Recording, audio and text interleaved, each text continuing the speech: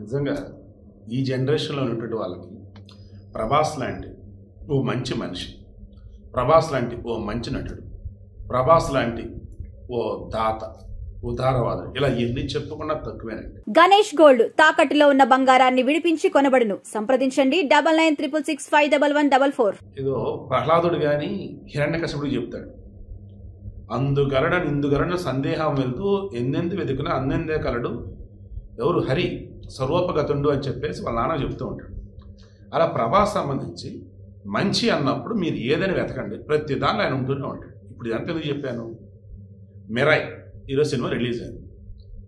సజ్జా తేజ సజ్జా hero, మన మంచు మనోజ్ వచ్చేసి villain.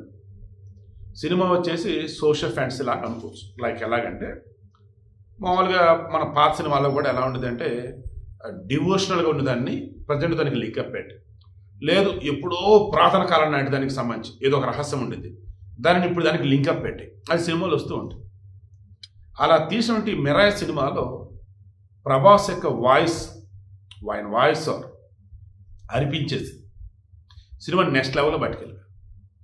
ఈయన గత కుదరకతో చూడమంటే కన్నప్ప సినిమాలో నటించాడు. నేను మరలా చెప్తున్నా, కన్నప్ప సినిమాలో ప్రభాస్ కనుక లేకుంటే సినిమా జీరో అంతే.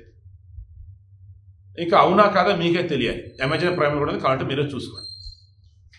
సో ఇప్పుడు విషయం ఏంటి, ప్రభాస్ అనబడే వ్యక్తి స్క్రీన్ మీద కనిపిస్తే చాలు బొమ్మ బ్లాక్ బస్టర్ అన్నట్టుగా, ప్రభాస్ యొక్క వాయిస్ స్క్రీన్లో వినిపిస్తే చాలు సినిమా సూపర్ డబ్బర్ అన్నట్టుగా ఈరోజు మారిపోయింది. అసలు మిరాయ్ కథ ఏంటి, ఇందులో హీరో తేజ సజ్జా సినిమా రిలీజ్కి ముందే కొంతమంది అసలు దైవం అంటే ఏంటి అదే ఓవర్ యాక్షన్ చేస్తే దూర తీర్చిన ఆన్సర్ ఇచ్చాడు. సూపర్. అసలు అంత చిన్న వయసులో అంత యొక్క పరిపక్వత, అతను ఉన్నటువంటి మెచ్యూరిటీ సింప్లీ సూపర్. దానినే ఈ సినిమాలో మరలా చూపించాడు కార్తిక్ ఘట్టమనేని డైరెక్టర్.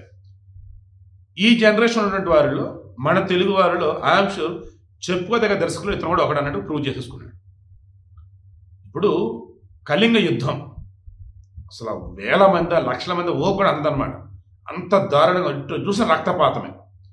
దెబ్బకి అశోకుడు ఇన్నాళ్ళు నేను సాధించింది ఇదా అని అనుకున్నప్పుడు ఆయన శక్తిని అంతా కూడా ధారపోసి మొత్తం 9 మహాగ్రంథాలుగా రెడీ చేస్తారు. వాటిని 9 డిఫరెంట్ ప్లేసెస్లో పెడతారు.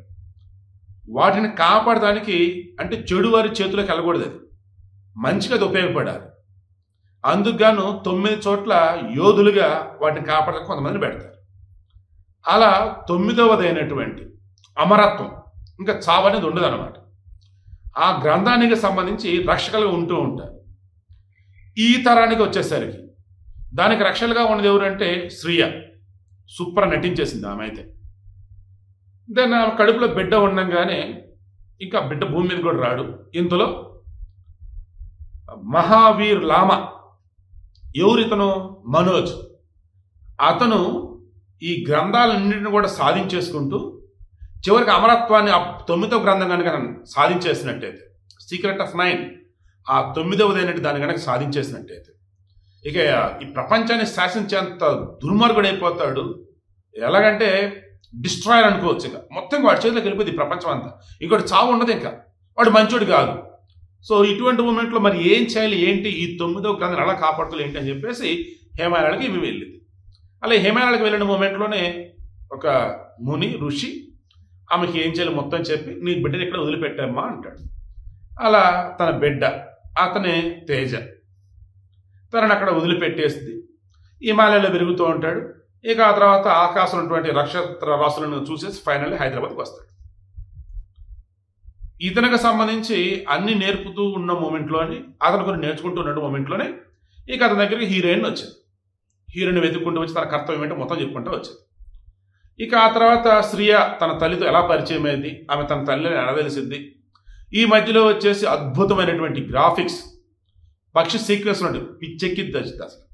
ఈలోపు మిరాయ్ అనే ఒక ఆయుధాన్ని పొందుతాడు. దానితో ఆ మహావీర్ లామాని ఎలా ఎదిరిస్తాడు, ఈ 9వది అనేటువంటి మహాగ్రంథం ఏదైతే ఉందో దీనిని ఆ విలన్ చేతికి వెళ్లకుండా ఎలా కాపాడతాడు, ఇవన్నీ మన ఈ సినిమాలో చూడొచ్చు. అంతిమంగా నేను చెప్పదలుచుకున్నది ఏంటంటే, చాలామంది ఏమంటున్నారంటే ఇదిగో నేషనల్ వైడ్ ఏమో జాతీయత దేశభక్తి చూపి హిట్లు కొడుతున్నారు. మన లోకల్గానేమో దేవుణ్ణి వాడుకుని హిట్లు కొడతానని చెప్పి సొల్లు కబుర్లు చెప్తున్నారు కొంతమంది. ఒరే మీ హీరోలు లేదంటే మీ ప్రొడ్యూసర్లు మీ డైరెక్టర్లు అదే దేవుళ్ళు దేవతలు హిట్లు కొట్టమని చెప్పు. ఇక్కడ తేజ ఎంచుకున్న సబ్జెక్ట్ ఏంటంటే ధర్మం. ఆ ధర్మం ఏంటి? ఇక్కడ ఎన్ని యుగాలైనా ఎన్ని తరాలైనా ఆల్వేస్ గెలిచేది మంచే. చెడు మీద మంచి గెలిచింది. ఈ మంచిని కాపాడటం కోసం, ఈ మంచిని గెలిపించడం కోసం తరతరానికి యుగానికి ఎవరో ఒకరు అవతరిస్తూనే ఉంటారు. అలా దేవుడే తనకు మారుగా మానవులను పుట్టిస్తాడు. ఆ మానవులలో ఉన్నటువంటి ఆ శక్తియుక్తులను పెంపొందిస్తాడు. తద్వారా చెడుని అంతమందిస్తాడు. అదే సినిమాలో చూపించాడు. పాత సినిమా నుంచి ఇప్పటివరకు మీరు తీసుకోండి, ఏ సినిమా అయినా సరే పురాణ ఇతిహాసాలకు సంబంధించి కూడా ఒక స్టోరీ తీసుకొని ఎప్పుడైనా స్టోరీకి లింక్ చేసుకుంటూ పోయినా అక్కడ కూడా ధర్మాన్నే చూపిస్తాడు. ధర్మం అంటే ఏంటి? చెడుని అంతమందించే ధర్మం, 10 మందికి మేలు చేసే ధర్మం, యుగానికి శాశ్వతంగా నిలిచి ఉండే ధర్మం. అదే సినిమాలో చూపించాడు. మన హనుమాన్ సినిమాలో అదే ధర్మం, చెడు మీద మంచి గెలిచింది. ఈ మిరాయి సినిమాలో కూడా చెడు తాను ఎదుగుదామని చూస్తున్నప్పుడు మంచి అన్నది అడ్డుకున్నది. ఏ రకంగా? ఆయుధాన్ని చేపట్టి. ఆయుధం అనేది ఎలా వచ్చింది ఇతనికి ఏంటన్నప్పుడు అది మీరు ఈ సినిమాలో చూడాలి. మరలా చెప్తున్నా, ధర్మం మాత్రమే అంతిమంగా విజయం సాధిస్తుంది, మంచి మాత్రం విజయం సాధిస్తుంది. అది ఈ సినిమాలో చూపించారు.